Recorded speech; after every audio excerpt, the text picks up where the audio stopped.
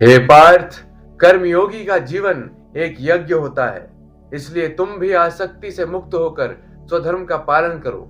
यदि तुम धर्म की राह में आगे बढ़ोगे तो दूसरे लोग भी तुमसे प्रेरणा लेंगे, क्योंकि श्रेष्ठ पुरुष जो जो आचरण करते हैं अन्य पुरुष वैसा ही आचरण करते हैं, सब उसी का अनुसरण करते हैं। श्रेष्ठ लोगों को दूसरों को अधर्म से बचाने और धर्म के रास्ते पर चलाने के लिए आदर्श कर्मों का उदाहरण दिखाना ही पड़ता है। भगवान भी इसी उद्देश्य से कर्म करते हैं। इसलिए नहीं करते कि कर्म करके उन्हें कुछ पाना है, असाध्य को साधना है।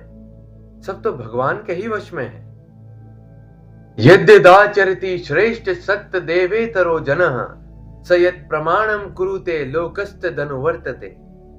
श्रेष्ठ मनुष्य जो जो आचरण करता है दूसरे मनुष्य वैसा ही आचरण करते हैं। वे जो कुछ भी प्रमाण देता है दूसरे मनुष्य उसी के अनुसार आचरण करते हैं।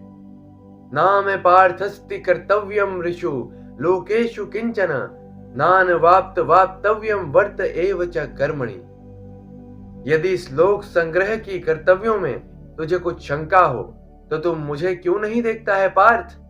तीनों लोकों में मेरा कुछ भी कर्तव्य नहीं है, अर्थात मुझे कुछ भी करना नहीं है, क्योंकि मुझे कोई भी अप्राप्त वस्तु प्राप्त नहीं करनी है, तो भी मैं कर्मों में बरतता हूं। हे पार्थ, अहंकारी मनुष्य समझता है कि वो स्वयं कर्म कर रहा है, परंतु वास्तव में इसका कर्ता साक्षात ईश्वर है। ईश्वर तुमसे कर्म करवा रहा है, ये मानकर अपने सारे कर्म भगवान को अर्पित करो। फल की आशा त्याग कर कर्म करो।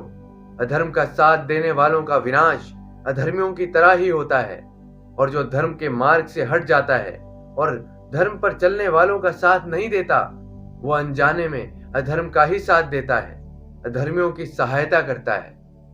महात्मा जो दूसरे के लिए जीते और दूसरों के लिए मरते हैं, वो अपना जीवन और अपनी मृत्यु दोनों ही लोक कल्याण के लिए समर्पित करते हैं। जीवन देने वाला और लेने वाला मैं ही हूं। जन्म भी मैं हूं, मृत्यु भी मैं हूं।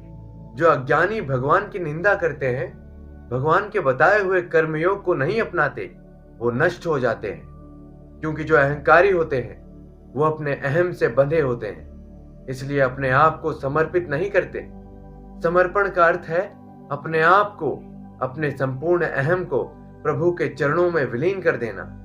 इस प्रकार जो पूर्ण समर्पण करता है, वो चाहे संसार का सबसे बड़ा दुराचारी भी हो, भगवान उसे तत्काल अपनी शरण में लेकर निष्पाप कर देते हैं।